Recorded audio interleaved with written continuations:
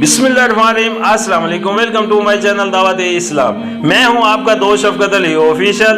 उम्मीद करता हूं कि आप सब लोग ईमान के आला दर्जे पे होंगे। सूरत अल तौबा की आयत नंबर 27 का तर्जुमा। फिर तुम ये भी देख चुके हो कि इस तरह सजा देने के बाद अल्लाह जिसको चाहता है तौबा की तौफीक भी बख्श देता है। अल्लाह दरगुजर करने वाला और रहम फरमाने वाला है।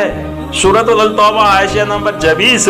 ग़ज़वा हुनैन में फतह हासिल करने के बाद नबी करीम सल्लल्लाहु अलैहि वसल्लम ने शिकस्त खुर्दा दुश्मनों के साथ जिस फ्याजी व करम नफ्सी का बर्ताव किया, उसका नतीजा ये हुआ कि उनमें से बेशतर इंसान मुसलमान हो गए।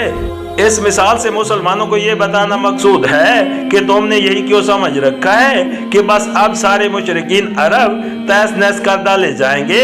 नहीं, पहले के तर्जबात को देखते हुए तुमको यही तवक्को होनी चाहिए कि जब निज़ाम जहलियत के फरोग व बका की कोई उम्मीद उन लोगों को बाकी ना रहेगी और वो सहारे खत्म हो जाएंगे जिनकी वजह से ये अब तक जहलियत को चिमटे हुए हैं, तो खुद ब खुद ये इस्लाम के दामद रहमत में पनाह लेने के लिए आ जाएंगे।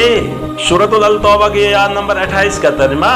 ए ईमान लाने वालों, मुशरिकीन नापाक हैं, लिहाजा इस साल के बाद ये मस्जिद हराम के करीब ना भटकने पाए, और अगर तुम्हें तंगदस्ती का खौफ है तो बाइद नहीं, अल्लाह चाहे तो तुम्हें अपने फजल से गनी कर देगा।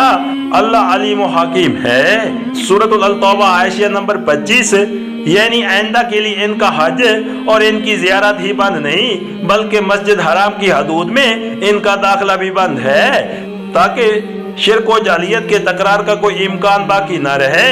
नापाक होने से मुराद ये नहीं है कि वो बज़ात खुद नापाक हैं, बल्कि इसका मतलब ये है कि इनके अक़दात और इनके इखलाक, इनके अमाल और इनके जहलाना तरीकों जिंदगी नापाक है, और इसी निजासत की बिना पर हदूद व हरम में इनका दाखिला बंद किया गया है। इमाम अबू हनीफा के नज़दीक इससे मुराद सिर्फ ये है कि वो हज और उम्रा और मरासे में जालियत अदा करने के लिए हदूद हरम में नहीं जा सकते।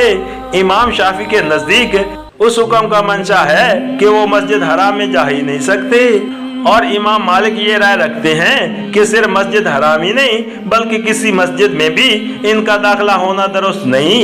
लेकिन ये आखिरी राय दुरुस्त नहीं है, क्योंकि नबी करीम सल्लल्लाहु अलैहि वसल्लम ने खुद मस्जिद नबी में इन लोगों को आने की इजाजत दी थी।